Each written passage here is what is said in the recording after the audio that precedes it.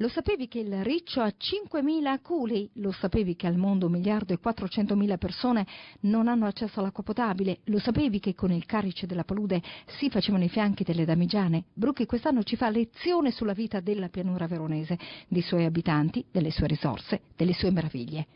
La mascotte di Bruco Conto della Banca Popolare di Verona farà da cicerone ai bambini di terza, quarta e quinta elementare, accompagnandoli per tutto l'anno scolastico giorno dopo giorno, anzi pagina dopo pagina.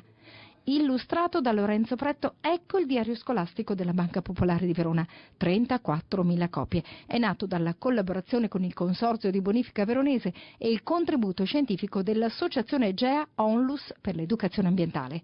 Questa è un'occasione straordinaria per cercare di comunicare attraverso i bambini, anche ai loro genitori, quanto è straordinario il territorio che tutti i giorni viviamo e calpestiamo e quanto impegno, quanto lavoro nei secoli è stato fatto per renderlo sicuro e per renderlo fruibile a tutti noi tutti i giorni. Dal 1967 il diario della Banca Popolare di Verona accompagna gli studenti veronesi. Anche per la situazione economica che stiamo vivendo e le famiglie che purtroppo stanno soffrendo, il fatto che una banca ogni anno e per 47 anni consegna ai loro ragazzi un diario davvero interessante, anche credo sia una cosa importante, no?